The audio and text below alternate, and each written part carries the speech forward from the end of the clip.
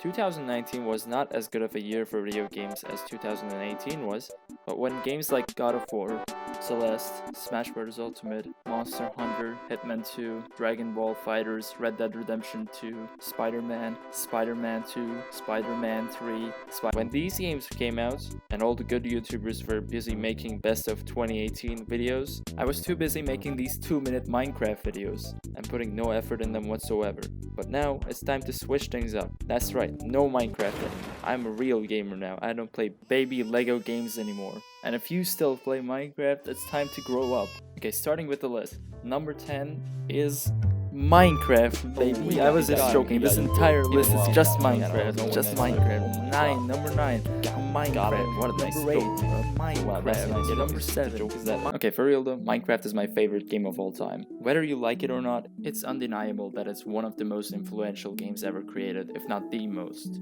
And it's not just because it's the most selling game. Also not just because of the impact it had on social media. The game entirely redefined game design as we know it.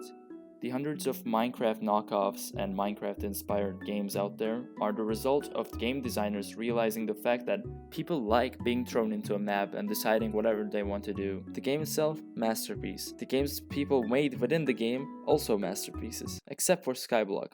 Fuck you, Hypixel. Number 9. Road Redemption. This game is wild, and that's what makes it so good. You go on a bike, you get 2 weapons, you go bang bang, and then you get a gun, and then you go and then you get a bomb, and you're like...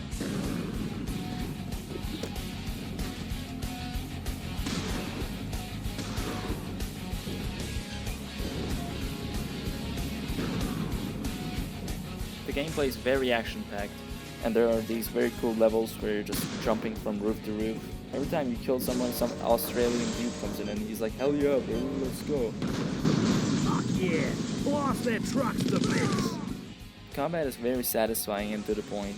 Yeah, just play the game for yourself. It's gonna be a very fun 5 hours. He's a bureaucrat, Morty. I don't respect him. Number 8, Civilization 5. This game is very calm and cool compared to the last one on the list, but that doesn't mean it's any less exciting. It feels so good to see your empire grow, your people get happier, and defeat other empires in economy, culture, science, or just straight up destroy them with your army. It also has great music. It's like history class, except you make the history. Quick question, where is Berlin? Is your answer obviously Germany? Wrong. It actually belongs to the Aztecs, and it has Notre Dame. And actually, you know what? It's not even called Berlin. It's actually called Gamerland. Number 7, Cluster Truck. It's one of the best 3D platformers I have ever played. You jump to and from moving trucks, and you dodge lasers, giant hammer things, lava, the ground, a giant fucking boulder. It isn't very long, but it is filled with variety and it leaves a lot to you in how you approach the level. Speaking of the levels in this game are fucking insane. You go to hell and fight Truck Satan. You have this steampunk level where everything is wood and iron. You have this medieval level where you get stuck in the bars. You go to Israel and they fire missiles at you. You have this level where everything is lasers and the music is like... Yeah, the game is just really fun. Number 6, Speedrunners. This game is fun as a casual game, but it can also be really competitive because there are a lot of techniques that you can learn to be better than others. Once you familiarize yourself with the mechanics and the maps you play on, you start to fly across the map at light speed, and that's when the game is at its best. I mean, look at these clips from the tournaments. Look at how fast they are. This is exactly what makes this game so good. Number 5, Just Cause 3. This game has great movement. One of the greatest aspects of Just Cause 2 was the fact that you could use a grappling hook whenever and wherever you wanted, even during fights. And that's what made it so unique and satisfying. And I'm so glad that Avalanche Studios realized that and made it even better in Just Cause 3. Although I gotta say, Just Cause 2 had great missions as well as the great movement. Listen, friend, I have a bit of a headache I want you to take care of. Yes, by giving a head to one of my honchos. And while Just Cause 3 delivered on making the movement even better, it's really lacking in terms of missions. Every single mission is basically the same thing. Just Cause 2's missions with Just Cause 3's movement would make the perfect game. But I'm still satisfied with what we got. What I'm surprised at was the fact that some people were complaining about the story in Just Cause 3. I mean, how can anyone care about the story in a Just Cause game? The only thing the story is supposed to do in a Just Cause game is give a slight excuse to seeing more explosions. The ending of Just Cause 2 was Rico riding a bunch of nuclear missiles, all headed to different countries, and jumping to and from flying nuclear ballistic missiles while dodging bullets that a midget South American dictator is shooting at you, while he's also riding a nuclear missile, and then you tie him to a missile, hack it to land right there, and then jump out of it, land on a boat with your parachute, and then have a barbecue with your friends while a nuke fucking explodes right behind you. I think it's fair to assume these people also complain about the stories in theme parks. Yeah, this roller coaster was fun, but the story kinda sucked. Just Cause 3 is a game where you throw innocent people out of their cars and then say an action movie one-liner. It's also a game where you will like moving to a mission area more than the mission itself. Number 4. Super Mario 64. This game has insanely satisfying movement. Most platformers fail to find that balance between difficulty and fluid, fast gameplay.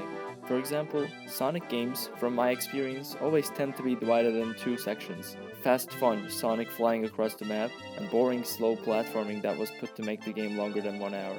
But Super Mario 64 tackles this by giving you maps that are not very hard to get around, but also movement mechanics that let you get around much faster, if you're good at using them. This is also the least linear Mario game ever created. The game doesn't force you to play the levels in a certain order, which is also why this game has a great speedrunning community. Speaking of speedrunning, please watch these 2 videos. These are the videos that got me into Mario 64. And if you watch these 2 videos and you're still not interested in Mario 64 speedrunning, your eyes must be broken. Go get them fixed. Also, after you finish the game, you will have tons of great ROM hacks to play. Some of them aren't very good, obviously, but some of them are actually as good as the base game. Number 3. Metal Gear Solid 5. Every review of this game talks about how many options you have in tackling missions. They are all exactly right, there's no exaggeration whatsoever. But I'm not gonna bother wasting your time saying the stuff you already heard. So instead, I'm gonna talk about the stuff you didn't hear. You have to wait a long time every single time you have to start a mission. You can't skip the helicopter cutscenes, even if there isn't anything special going on.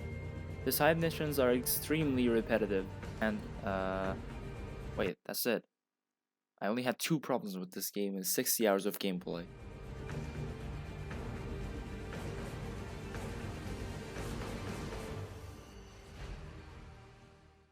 Number 2. Undertale. Undertale is not a game, it's another universe you gain access to. The writing in this game is so consistent in tone and so amazing it actually feels like those characters are real. The gameplay is fun, the music is obviously amazing but you already know that. There are 3 main playthroughs and they are all equally exciting. And yeah, I think that's all I have to say. Number 1. Animals Memory Cats. Animals Memory Cats is the best game since Animals Memory Dogs. I already made a video explaining why this game is so good earlier this year. This game really makes you feel like Animals Memory Cats. It's got the graphics, it's got the music, it's got the gameplay, it's got the best final boss since Earthbound, and it's complete trash. Fuck you, Animals Memory Cats. The real number 1 is Hollow Knight. I might be a little biased since this is the last game I played on this list, but in all honesty, I can't think of a single flaw this game has.